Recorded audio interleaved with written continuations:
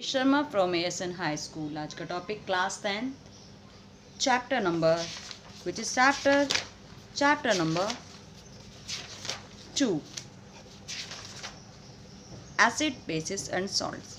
Last video में हमने बात की थी किसकी, एसिड्स क्या होते हैं, बेसिस क्या होते हैं और सॉल्ट्स क्या होते हैं। रिएक्शंस कराई थी किससे, किसकी, एसिड और बेस की रिएक्शन कराई डिफरेंट एलिमेंट से, डिफरेंट कंपाउंड से, राइट। फिर हमने यहाँ पे बात की थी पीएच स्केल की, जो कि क्या है, the mixture of many indicators, और उनके बारे में आपको बताया था। पीएच को हम कैसे डिनोट करते हैं, दे आर पीएच स्केल जो 0 से लेकर 14 तक है, मिडिल में 7 पॉइंट जो कि एक न्यूट्रल सॉल्यूशन के होते हैं, नॉट एसिड नॉट बेसिक। जैसे 7 से डिक्रीज जाते हैं एसिड का अमाउंट बढ़ता चला जाता है, फिर एसिडिटी बढ़ती चली जाती है, H+ आयंस बढ़ता चला जाता है। और जैसे 7 से 14 तक जाते हैं तो एल्कलाइन नेचर बढ़ता चला जाता है, जब बेसिसिटी बढ़ती चली जाती है H+ आयन डिक्रीज होते चले जाते हैं और OH आयन इंक्रीज होते चले जाते हैं। ये हम डिस्कस कर चुके हैं। अब इसके डिस्कशन करने का क्या बेनिफिट है वो हम आज जानेंगे। Importance of pH value in everyday life. हमारी लाइफ में पीएच वैल्यू जो हमने डिस्कस किया है उसकी क्या वैल्यू, क्या इम्पोर्टेंस है। चलो फर्स्ट है, are plants and animals pH sensitive. आपको पता है प्लांट्स और एनिमल्स पीएच के लिए सेंसिटिव होते हैं, पीएच वैल्यू पे सेंसिटिव होते हैं। कैसे हमारी बॉडी वर्क करती है आपको पता है, द रेंज ऑफ 7 से लेकर 78। अगर पीएच वैल्यू 7 से लेकर 7.8 तक ही वर्क करती है। Living organism can survive only in narrow range. इस पीएच वैल्यू की रेंज के अंदर ही सर्वाइव कर सकते हैं। अगर जो भी हम फूड ले रहे हैं, जो वाटर ले रहे हैं, पीएच वैल्यू इससे डाउन गया तो भी हार्मफुल है और ज़्यादा गया तो भी हार्मफुल है, दोनों ही। सिर्फ 7 से लेकर 7.8 तक। The pH of rain water is less than 5 से, अगर ये पीएच वैल्यू 5.6 से नीचे जाता है तो उसे हम कहते हैं एसिड रेन। और आप एसिड रेन के बारे में बहुत ज़्यादा पढ़ भी चुके हो, क्या इफ़ेक्ट्स हैं, क्या स्टेप से हो सकता है।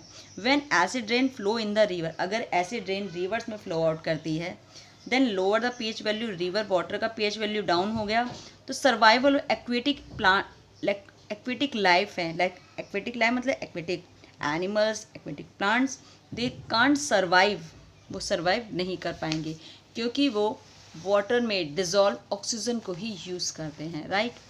अच्छा, क्लियर दैट।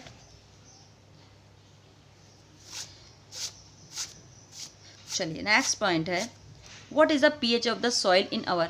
आपको पता है जिस सॉइल में हम प्लांट्स को ग्रो आउट करते हैं उसकी भी पीएच वैल्यू डेफिनेट होनी चाहिए। लोअर एंड हायर जाने पर ही प्लांट सर्वाइव नहीं कर पाते, ग्रो आउट नहीं कर पाते।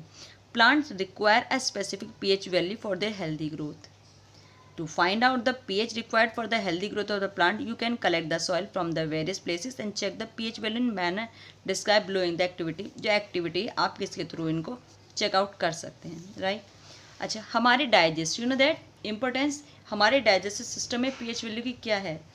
It very interesting to note that our stomach, हमारा स्टमक कौन सा एसिड प्रोड्यूस करता है, hydrochloric HCl, hydrochloric acid produce करता है जो कि फूड को डाइजेस्ट करता है बिना स्टमक को हार्मफुल किए हुए। और जबकि कितना हाईली HCl क्या है, हाईली स्ट्रॉन्ग एसिड्स है, पर ये हमारे स्टमक में प्रोड्यूस होकर हमें हार्म नहीं करता क्योंकि ड्यूरिंग इनडाइजेशन के टाइम पर, इनडाइजेशन मतलब क्या है, हमारा स्टमक ज़्यादा से ज़्यादा एसिड प्रोड्यूस कर रहा है जिसमें हमें पेन होता है, इरिटेशन होती है। और जब इससे छुटकारा पाने के लिए, गेट राइट करने के लिए हम कुछ बेसिस यूज़ करते हैं ताकि वो एसिड और बेस एक दूसरे को न्यूट्रल कर दे and we get relief.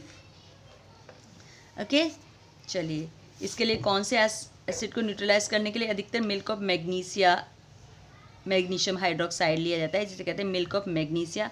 Mild base है जो कि स्टमक के अंदर बने हुए HCl को न्यूट्रलाइज करने के लिए यूज़ किया जाता है। Yes, milk of magnesia, full name is magnesium hydroxide, you know MgOH का होल ट्वाइस, आप 9th में पढ़ चुके हैं। चलिए, this very great importance in tooth decay, दांतों का टूटना। उसमें क्या है, आपने देखा है बच्चों के दांत टूटने लगते हैं। यस, क्यों, बिकॉज टूथ डिके स्टार्ट होता है जब हमारे माउथ के अंदर जो सलाइवा बनता है ना माउथ के, उसकी पीएच वैल्यू 5.5 से लोअर जाती है। तब क्या होता है, टूथ का जो इनेमल, जो ऊपर का सफ़ेद पार्ट है ना, उसे कहते हैं टूथ इनेमल, जो कि किसका बना हुआ है, कैल्शियम फॉस्फेट का बना होता है, जो हार्डेस्ट सबस्टेंस, हमारी बॉडी का हार्डेस्ट सबस्टेंस है क्या, कैल्शियम फॉस्फेट, जिसका हमारे टूथ का जो वाइट ऊपर वाला वाइट पार्ट है इनेमल बना होता है। ये does not dissolve in water, it does not dissolve in water, में नहीं डिजॉल्व होता, बट इज कोरोडेड, पर ये कोरोडेड होना शुरू होता है। कोरोजन आपने पढ़ा है ना, धीरे धीरे जैसे मेटल्स क्या होते हैं, धीरे धीरे पाउडर फॉर्म में चेंज होना शुरू हो जाता है, लाइक रस्टिंग ऑफ आयरन। उसी टाइप से ये जो कैल्शियम फॉस्फेट है पानी में नहीं घुलता, पर धीरे धीरे कोरोड होना शुरू हो जाता है, जैसे धीरे धीरे दांत झड़ने लगते हैं। क्यों? इसके कारण है बैक्टीरिया, जो कि प्रेजेंट रहता है माउथ के अंदर और एसिड को प्रोड्यूस करता है, क्योंकि जब वो शुगर और फूड पार्टिकल्स को तोड़ता है, उस फॉर्म में वो अल्कोहल या फिर एसिड प्रोड्यूस करता है हमारे माउथ के अंदर, और फूड पार्टिकल जो हमारे दांतों के बीच में रह जाते हैं, उस पार्टिकल पे जब बैक्टीरिया वर्क करता है तो माउथ की एसिड प्रोड्यूस होने के कारण जो माउथ के अंदर की पीएच वैल्यू है 5.5 तक चली जाती है। इसलिए आपको बोला जाता है ना, अपने दांतों को ब्रश करना चाहिए, खाना खाने के बाद ज़रूर अपने दांतों को ब्रश करना चाहिए, क्योंकि जो फूड पार्टिकल्स दांतों के बीच में ना रहें और पीएच वैल्यू डाउन ना जाए। चलिए, सामने सेल्फ डिफेंस, आपको पता है कुछ एनिमल्स और प्लांट्स भी अपनी सेल्फ डिफेंस करते हैं पीएच वैल्यू के अकॉर्डिंग। देख ऐसे, हैव यू एवर, आपने कभी हनी बी को देखा, हनी बी ने कभी आपको बाइट किया है? तो बाइट करता है, आपको पेन और इरिगेशन सी होती है, क्योंकि वो क्या करते हैं, आपकी बॉडी में एक एसिड इंजेक्ट कर देते हैं अपने बचने के लिए।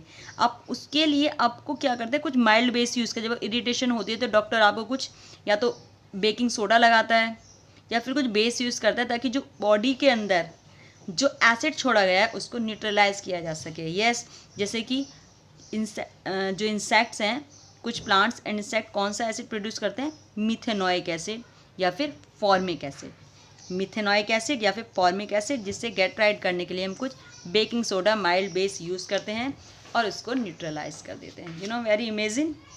चलिए भाई, आज के लिए इतना ही। कल हम करेंगे सॉल्ट्स की फैमिली के बारे में, कि सॉल्ट्स क्या होते हैं, कितने टाइप के सॉल्ट्स होते हैं और कैसे ये प्रोड्यूस किए जा सकते हैं। Okay, thank you so much, have a nice day.